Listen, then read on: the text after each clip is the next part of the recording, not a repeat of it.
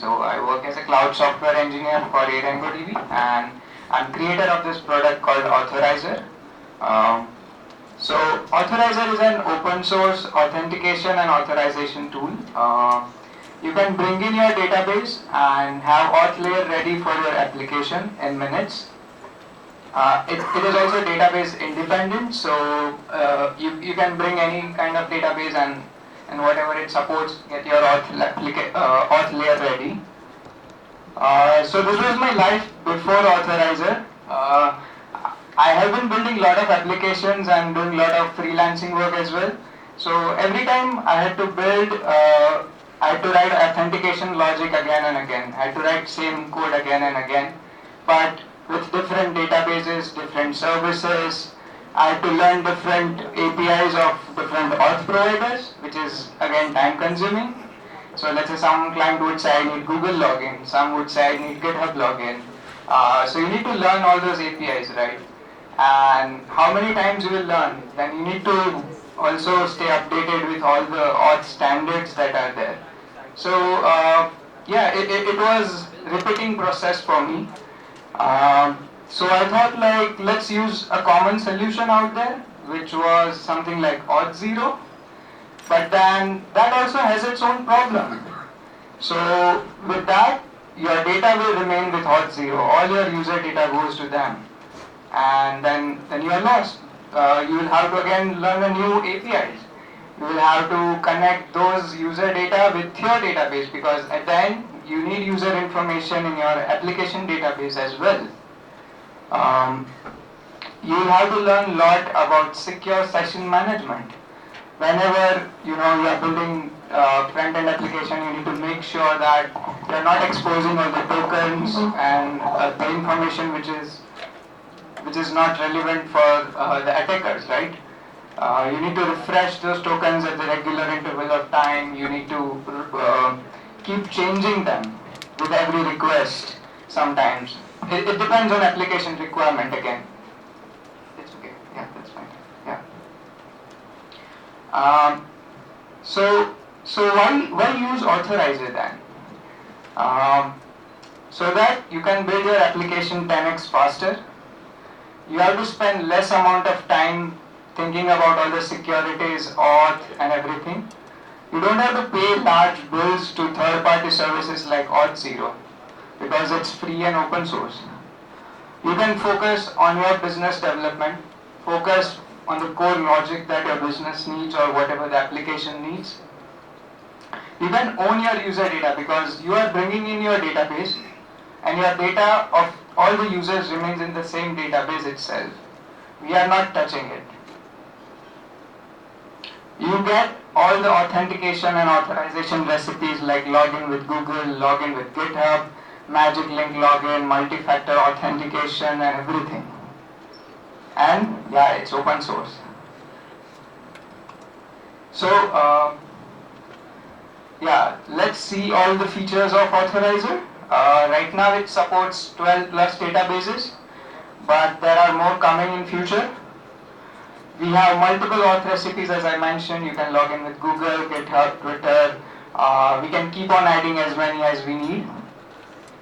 We have role-based access control out of the box. You define the roles for your application, and just you can authorize your application based on that roles. We have multi-factor authentication. You can integrate it with any technology. Right now we have integrations for Golang, JavaScript, React, Node.js, Vue, Svelte, Angular, and more coming in future. So yeah, you get all the components out of the box, especially when using React SDK and Vue SDK or any front-end SDK. So you don't have to waste your time building the same stuff again and again. And those are standard stuff, right? Your login and authentication doesn't change as your application changes, because that's core part of any application. It's just the position of where you put those buttons changes. So that's up to you. Then we can send customized emails. So whenever you are verifying your user, you can configure the templates of the emails and send them. You can listen to various events on Auth server. It's a webhook that gets exposed and you can listen to them. We have OAuth 2 and OpenID compatible APIs. It's open source and it's just a microservice, so you can deploy it anywhere. Let's say you are running a Kubernetes server, you can deploy it as a service over there. Let's say you are running a EC2 instance, you can deploy as a binary over there. We have one-click deployment option. You can deploy it just by clicking one button on Heroku, Railway, Render, and many more applications like that. We have Docker, we have Helm charts to ease your deployment on Kubernetes. We have built-in universal login page. Now, let's say if you don't want to build a login page at all, you just want some authorized keys and you're done. Your application, let's say you're making an email marketing API, whatever, something like that, right? So we have a built-in universal login page. Just configure the right method. It's written in the docs. And you will be redirected to that login page, and that login page is for your instance only. So yeah, that's there. We have custom scripts for advanced use cases. You can customize the JWT tokens that gets generated by putting some extra code in there if you want. This is the overall architecture of how Authorizer looks like now. So you bring in your database. So all you have to do is just provide the connection to the Authorizer server, connection to a database. Then we have Redis. It's optional, but it's recommended for production usage to manage the sessions of user. If not mentioned, it will be in memory. Then you can bring in your email servers. You can configure, let's say SendGrid, MailChimp, whatever you want. You can configure that on Authorizer dashboard, and those mail services will be used. And here you get the universal login page, or any, you can use, you can get similar components from all our SDKs like React, Vue, Svelte, Vanilla.js, everything. So that's my life after Authorizer. I don't have to repeat the code again and again. And I can chill, I can just focus on my application development. So yeah, let's have a small demo of this. We'll create an application. I already created an application where a user can list their tasks, can add task, update task, and delete task.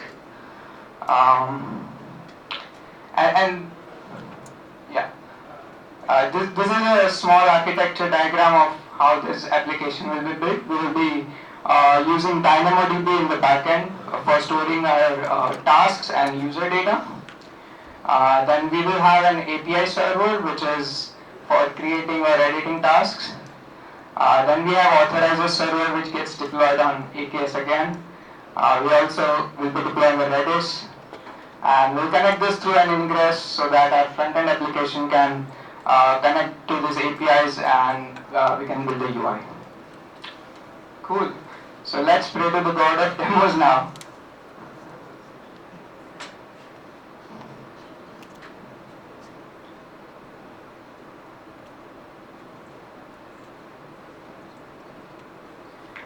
So this is the repository where all the code is pushed. This is the API code, this is the to-do application code, and these are a bunch of YAML files which are used for creating an EKS cluster and deploying things. Similar architecture diagram here we have. So you need to create an IAM user with right permissions for DynamoDB, EKS, EC2, IAM policy, Route 53, and EBS controller, so that we can deploy all the services that we need. These are some of the prerequisites. You need kubectl, AWS CLI, EKS CTL, Helm chart. So yeah, here I'm configuring the profile, exporting few secrets. Then yeah, first step is to create and deploy, create a EKS cluster. So this is the command to create an EKS cluster, standard thing. I'm using Nginx for ingress and load balancing, so again using standard Helm chart to deploy that. Then installing Cert Manager to manage all the TLS certificate, and so that I can create an HTTPS endpoint, right? Um, then we have a Helm chart for Authorizer. I'll explain this. We have a bunch of parameters, so you can set which database type you want to deploy. Then if it's not DynamoDB, then we have a database URL as another variable that you can set. If it's DynamoDB, then all you need is access key and access secret region. This is the endpoint that we want our authorizer to work, so that will be there. Then whether we want to install Redis or not, yeah, I'm setting that. So yeah, once I deploy authorizer, we'll see something like this, where all our services or the authorizer services, it's deployed, and we are good to go. Then I'm just configuring a domain using Route 53, where I need to create a hosted zone. Then I will be deploying a cluster issuer. This is for a cert manager to perform a DNS challenge and provision a certificate for us. And then finally, I'll deploy an authorizer ingress. So yeah, you can change the domain name in that ingress.yaml. If it, for now, I've just kept it static. And once this is done, you will get an authorizer instance up and running. So this is how an authorizer dashboard looks. It's your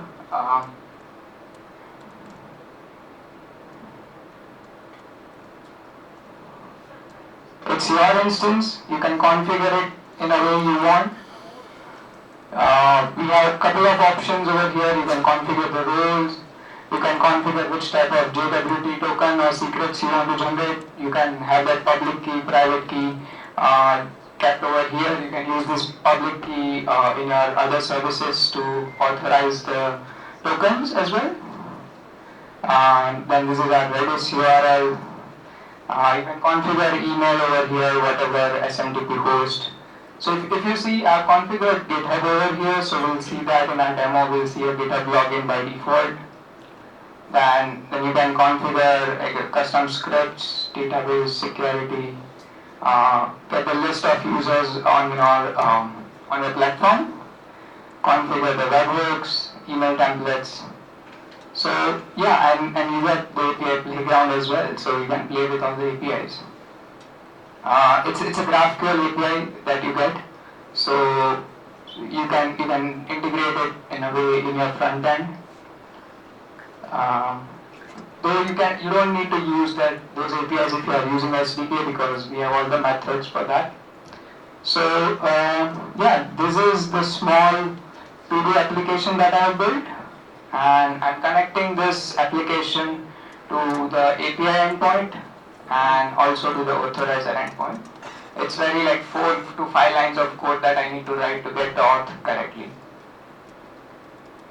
So once authorizer server is up and running, you can deploy your API server and API resources. All you will need is configuring this client ID, because that client ID and URL is something that we'll be using to make the authorized request or authorize the user via authorizer server. So yeah, these are the steps, and if we go to the front end, click here, log in, and then we can see all our tasks. So that's a small demo that I had.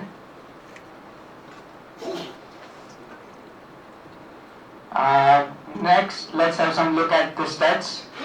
So this is not a new project, it's 10 months old now. It has been a product of the day on Product Hunt. There are 1600 plus Docker downloads. People are using it in production. We have 750 plus GitHub stars, 110 plus live customers on Railway.app, because we get some stats over there.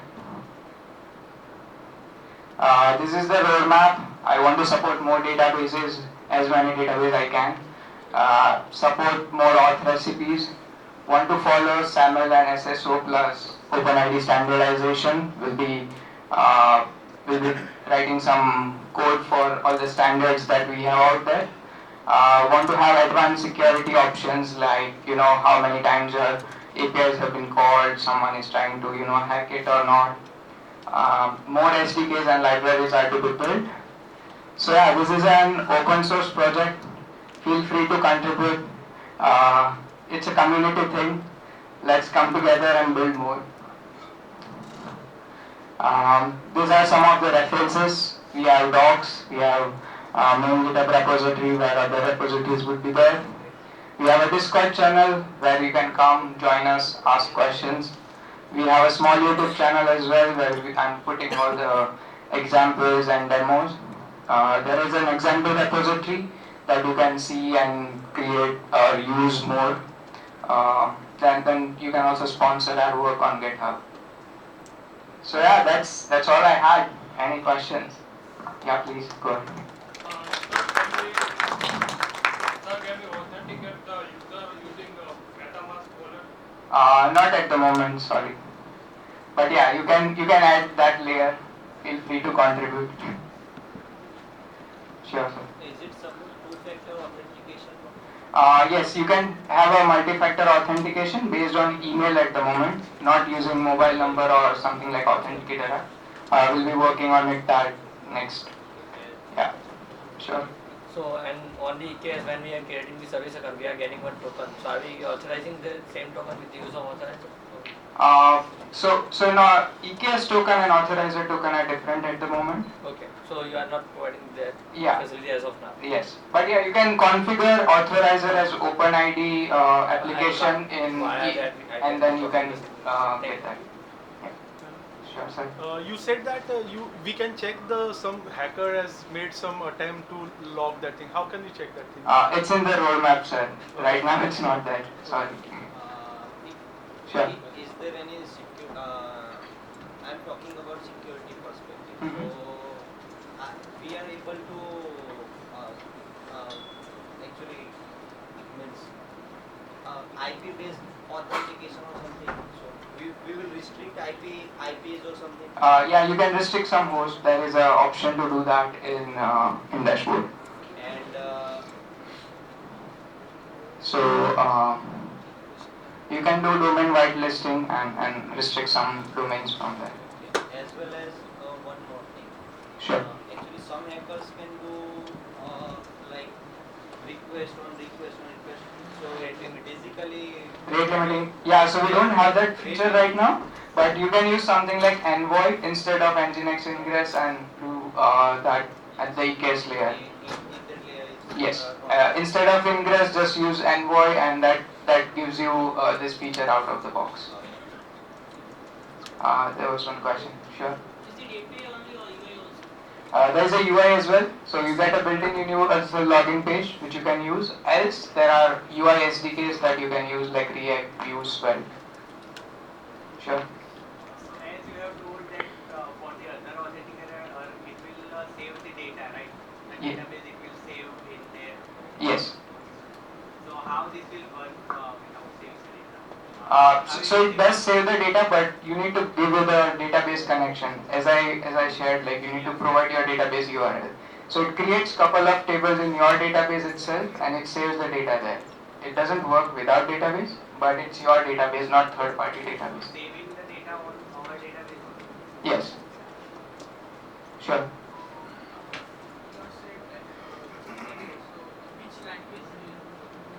So this microservice is written in Golang, and yeah, it uses GraphQL plus some REST endpoints as well in the core architecture.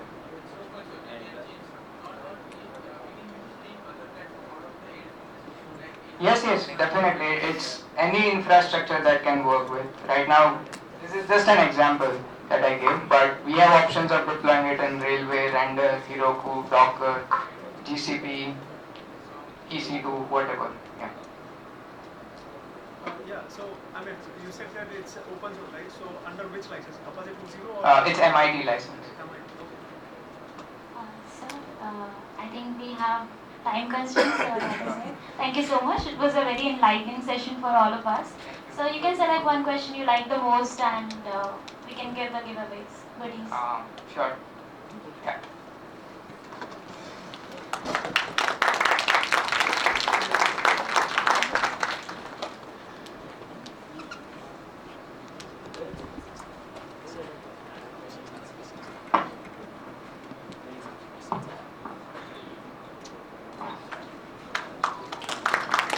So for the I'd like to call upon stage Mr. Nirmal